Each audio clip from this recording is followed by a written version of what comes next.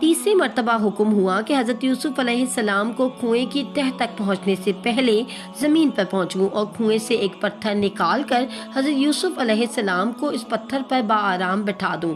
چنانچہ میں نے ایسا ہی کیا، اور چوتھی مرتبہ یا رسول اللہ صلی اللہ علیہ وآلہ وسلم جب کافروں نے حضور صلی اللہ علیہ وآلہ وسلم کا دندان مبارک شہید کیا تو مجھے حکم الہی ہوا کہ میں فوراً زمین پر پہنچوں اور حضور صلی اللہ علیہ وآلہ وسلم کے دندان مبارک کا خون زمین پر نہ گرنے دوں، اور زمین پر گرنے سے پہلے ہی وہ خون مبارک اپنے ہاتھوں میں لے لوں۔ یا رسول اللہ، خدا نے مجھے حکم فرمایا کہ جبرائیل اگر میرے محبوب صلی اللہ علیہ وآلہ وسلم کا یہ خون زمین پر گر گیا تو قیامت تک زمین میں سے نہ کوئی سبزی اگے گی اور نہ ہی کوئی درخت۔ چنانچہ میں بڑی تیزی کے ساتھ زمین پر پہنچا اور حضور صلی اللہ علیہ وآلہ وسلم کے خون مبارک کو اپنے